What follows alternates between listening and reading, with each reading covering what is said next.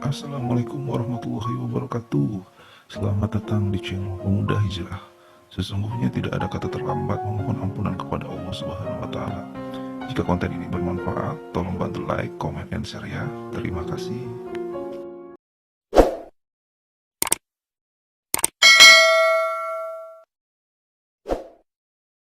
Manusia itu kan sekagum apapun sama kita, kan nggak bisa nganterin kita ke surga, bener nggak? Woi kita dibilang hebat, woi kita dibilang keren, kita dibilang luar biasa, Masya Allah. Itu kekaguman manusia, pujian manusia itu nggak bisa nganterin kita ke surga. Begitu pula sebaliknya, caci maki manusia, hinaan manusia, itu juga nggak bisa bikin kita ke neraka kok gitu. Terus ngapain kita posingin pandangan orang gitu. Makanya tadi kan steady tadi itu, masih ingat ya steady ya. Mentalitas dan kualitas karakter orang-orang ikhlas itu kokoh jiwanya, damai hatinya. Gitu. Justru jadi rapuh jiwa kita kalau kita masih meletakkan porsi harapan kita kepada manusia. Seperti yang tadi saya bilang, tugas kita kepada manusia kan cuma memberi aja. Memberi, mengajak kepada kebaikan. Jangan biarkan ada celah di hati kita untuk berharap kembali atas semua kebaikan-kebaikan yang kita berikan. Nah, ini butuh latihan memang. Tugas kita hanya memberi cinta, memberi kebaikan, memberi kasih sayang, kita peduli, ya kita empati. Udah itu aja. Tapi jangan sekali-kali menjadikan manusia sebagai tempat kita untuk menaruh harapan. Ya. Karena pasti pahit ya. Pahit. Ngarep sama manusia itu pahit. Dialah Allah sebaik-baiknya tempat berharap, yang mendengar segala doa, dan yang maha tahu segala pinta kita. Bahkan kita gak ngomong sekalipun Allah tahu kondisi hati kita. Gitu teman-teman. Dan jadi ini tentang titik 7 ya. Ini titik 7. Apa yang jadi titik 7 kita? Gini. Apa sih yang membuat seseorang itu bisa bertahan dalam ujian yang berat gitu ya? Apa yang bisa seseorang bisa kuat bahkan tetap bergerak maju dalam badai kehidupan gitu ya? Kira-kira apa? Di antara jawabannya adalah karena orang-orang itu punya tujuan yang besar. Kan gitu ya? Orang itu punya tujuan yang besar. Kebahagiaan kita, kekuatan ruhiyah kita itu sangat ditentukan oleh apa yang kita tuju atau siapa yang kita tuju. Makanya orang-orang yang punya tujuan jangka panjang itu nggak bakal mudah goyah. Hanya karena masalah-masalah kecil atau masalah-masalah jangka pendek. Apalagi kalau yang jadi tujuannya itu kecintaan Allah, kecintaan Rob kita. Udah, nggak ada lagi susah, udah. Nggak ada lagi khawatir, nggak ada lagi gelisah. Ya. Dan ya itulah cinta kan gitu ya. Nggak ada urusan dengan situasi dan kondisi. Pokoknya yang penting gimana caranya setiap keadaan bisa membuat kita selalu dekat sama yang kita cintai. Walaupun berat, walaupun susah, pokoknya asalkan dengan itu ya Allah, membuat hamba bisa semakin mesra denganmu, membuat engkau bisa semakin mencintai hamba ya Allah, maka hamba pun ridho ya Allah, hamba pun puas, damai dan bahagia. Gitu ya, teman-teman. Dan inilah salah satu makna indah dari sebuah keikhlasan. Jadi ikhlas adalah tentang titik 7 kehidupan. Ikhlas adalah tentang titik 7 kehidupan. Sekarang pertanyaan saya balik teman-teman. Coba jawab di kolom chat ya. Ini jawabannya sama kok. Saya balik pertanyaannya. Apa yang membuat seseorang mudah galau? Apa yang membuat seseorang mudah sedih, kelewatan, sedih berlebihan?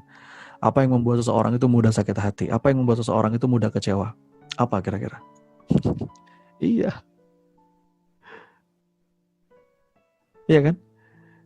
Yang membuat seseorang mudah galau, yang membuat seseorang mudah sedih berlebihan, yang membuat seseorang mudah sakit hati, mudah kecewa, jawabannya adalah karena yang dicari, yang dituju, yang diharap bukan Allah. Gitu aja sebenarnya.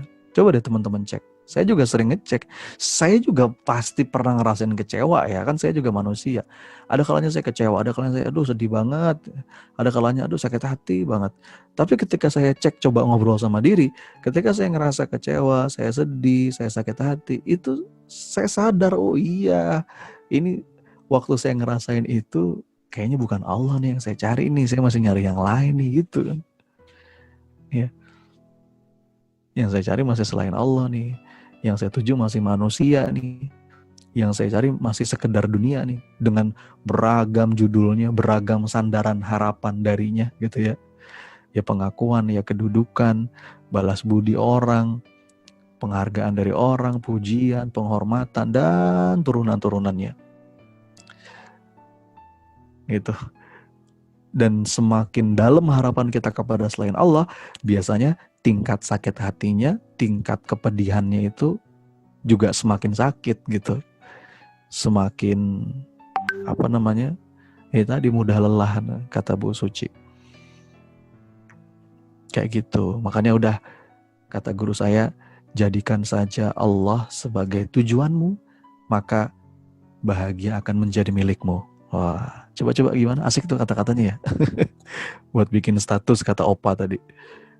Jadikan saja Allah sebagai tujuanmu, maka bahagia akan menjadi milikmu. Wah, boleh tuh pasang status. Jangan lupa tag saya ya. Tapi ini benar teman-teman. Ini benar. Ini bukan sekedar kata-kata indah ya. Kalau direnungin ini kata-kata dalam. Iya. Tapi begitu manusia yang menjadi tujuanmu, yang menjadi harapanmu, maka bahagia akan pergi meninggalkanmu. Gitu. Ya. Nah, sekarang kita lanjut. Nah, ini nih penting nih. Saya mau bahas ini nih. Kalau ngomongin titik 7 ya teman-teman yang dirahmati Allah. Tentang yang namanya social perfectionism. Ini apalagi di zaman media sosial seperti sekarang, ini menjadi fenomena masyarakat modern ya. Social perfectionism. Jadi teman-teman tahu nggak? Coba jawab di kolom chat. Ini kajian ilmiah ya. Ini kajian ilmiah. Ini bukan kajian bukan riset tentang kehidupan modern. Jadi lupakan dulu tentang ikhlas gitu ya. Tapi nanti nyambung ke sana. Gini, pertanyaannya adalah apa sebab terbesar yang membuat seseorang itu susah bahagia? Coba. Menurut teman-teman apa? Yang bikin seseorang itu susah. Kan ada banyak sebab ya. Ada banyak sebab yang bikin orang itu nggak bahagia. Banyak banget. Ini, itu, ini banyak. Tapi apa yang menjadi yang paling gitu ya? Sebab yang paling besar, paling banyak membuat orang itu susah bahagia. Apa coba? Wah. Oke. Terima kasih. Terima kasih teman-teman responnya. Nah, iya ini yang riset itu nama seorang profesor namanya Rory O'Connor. Jadi ternyata yang paling bisa bikin orang itu nggak bahagia bukan tentang miskin atau kaya, bukan. Ya, dia emang sih kalau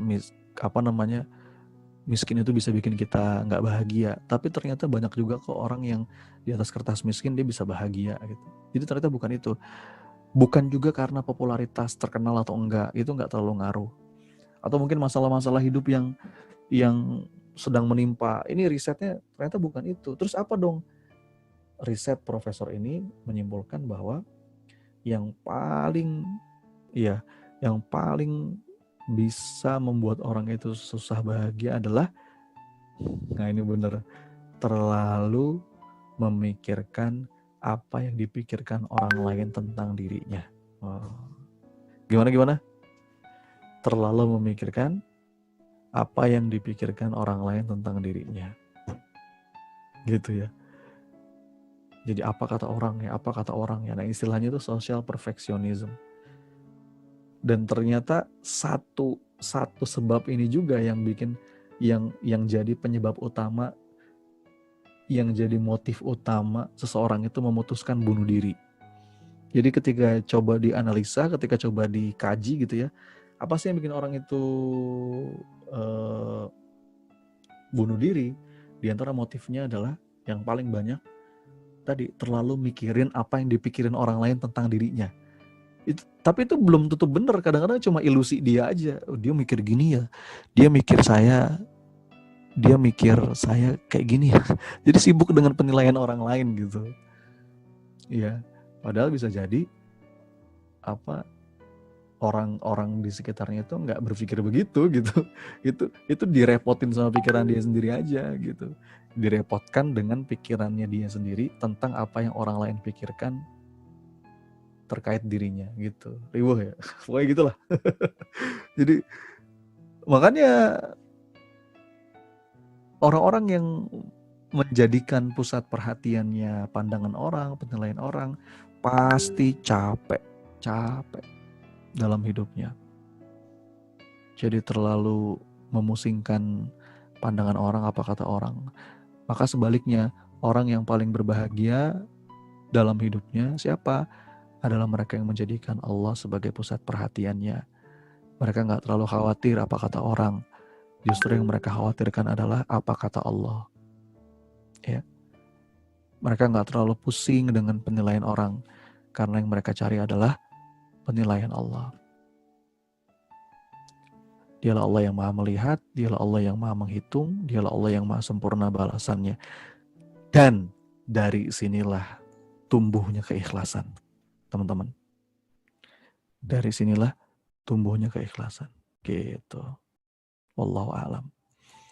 Jadi istilahnya itu mabuk manusia. Jadi sibuk memperindah topeng di hadapan manusia, tapi sampai-sampai kita lupa status kehambaan kita di hadapan Allah. Ya, overthinking, apapun istilahnya gitu ya. Jadi mabuk itu bukan hanya mabuk minuman itu ya, atau mabuk obat-obatan. Yang itu juga punya sifat yang sama sih, ketergantungan ya. Tapi kita sering lupa ada satu loh yang efeknya juga bisa sama memabukkannya gitu ya. Bahkan bisa lebih berbahaya. Adiktif banget. Ya. Kenapa lebih berbahaya? Karena yang dibikin mabuk itu bukan fisik, tapi hati. Apa itu? Kita di pujian manusia. Pujian manusia. Emang nikmat banget ya, nikmat banget. Ya. Tapi kalau kita nggak hati-hati tadi, membuat kita tuh seakan-akan hilang kesadaran gitu, dan membuat kita lupa bahwa kita ini seorang hamba yang masih banyak dosa, kita ini seorang hamba yang masih banyak lubang dalam diri kita yang masih perlu diperbaiki gitu. Tapi yang kita lakuin sibuk memperindah topeng di hadapan sesama, dan kita melupakan hakikat kehambaan kita di hadapan Allah. Jadi tergila-gila, terobsesi, ngejar like. Jadi yang dipikirin setiap saat gimana ya agar bisa membuat orang lain itu terkesan. Ya. Itu terus. Tapi gak mikirin gimana caranya agar Allah terkesan, itu gak dia pikirin. Tapi yang dipikirin gimana membuat orang lain terkesan. Jadi kepengen memuaskan dirinya itu dengan kekaguman orang, dengan pujian orang. Saya sambil bercermin ya Bapak Ibu, seperti biasa lagi ngomong sama diri sendiri juga. Makanya kata para ulama, di antara tanda ikhlas itu adalah tidak tertarik dengan pujian manusia. Ya. Makanya berlatih sembunyi itu penting gitu sekali-kali. Jangan kepengen selalu diketahui orang tentang kelebihan dan keistimewaan kita. Kan kadang-kadang kita tuh kalau ngobrol, kepengen orang lain tahu keistimewaan kita ya kan, kelebihan kita. Ini loh saya kan gitu ya, teman-teman ya. Ya. Sesekali kalau mau mencari ikhlas, mau latihan ikhlas, itu justru berlatih sembunyi gitu. Ya, mudah-mudahan kita selalu bisa jadi hamba yang tetap merasa fakir, tetap merasa hina di hadapan Allah. Kayak gitu. Gitu teman-teman. Dan dalam hadis yang juga sangat populer, Rasulullah udah bilang, saya baca hadisnya nih ya. Kata Rasulullah SAW, Man kanatid dunya hammahu faraqallahu alaihi amruh wa ja'ala faqrahu baina ainai. Pokoknya barang siapa yang menjadikan dunia sebagai obsesinya, itu pasti urusannya tuh nggak beres-beres gitu. Dan kayaknya merasa kurang terus, nggak pernah ngerasa cukup. Tapi sebaliknya, wa man kanatil akhirah niyatahu jama'allahu lahu amrahu. Barang siapa yang menjadikan Allah niat hidupnya, akhirat tujuannya, maka Allah akan bikin enteng urusannya.